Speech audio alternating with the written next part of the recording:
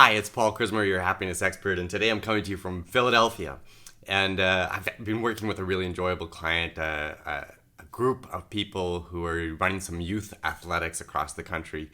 And they're enthusiastic and passionate and fit and ready to go. It was just an interesting dynamic and a lot of fun.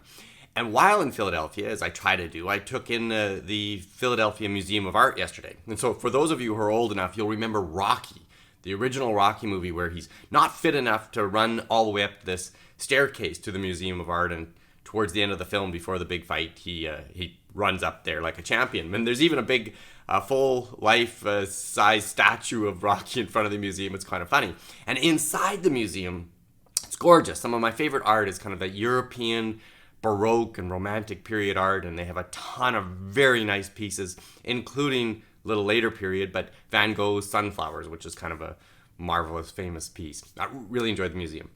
And I was in a good mood. I knew I had genuine downtime, and I could just enjoy my soak time in the museum. And I found myself conversing from time to time with other people who would be kind of standing nearby and looking at some art, or people who we'd go to different rooms and we'd end up together again and had a few small talk chats with strangers. And then just last night, I read this article on CBC, David will include a link, about the importance of talking to strangers and how that small talk can actually cause behavioral changes.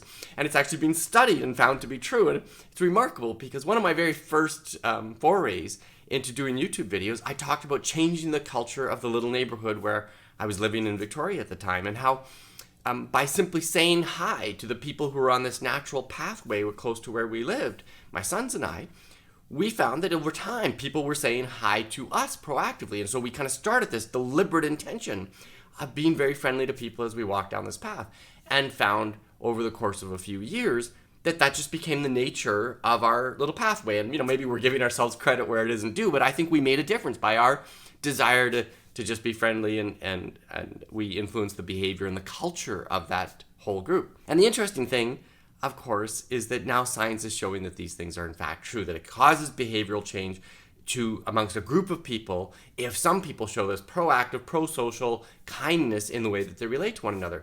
And that's not shocking. I mean, it makes sense, cause and effect. But of course, the other really wonderful thing is it shows that we get a personal benefit too, that by talking to strangers, overcoming our fear, the fear that we might be rejected and pushed away, which rarely turns out to be true. By overcoming that, we not only feel good about ourselves, we feel that our proactive social behaviors will be rewarded in life, but it's, as a result, both self-esteem building and gives you those little blasts of oxytocin that make us simply feel good, the love hormone. So, that's all I've got to share this week. I'm on my way to Wisconsin. I hope you're all having a great Sunday, and or whatever day of the week it is when you're seeing this. And we'll be back in touch in 1 week. Bye for now.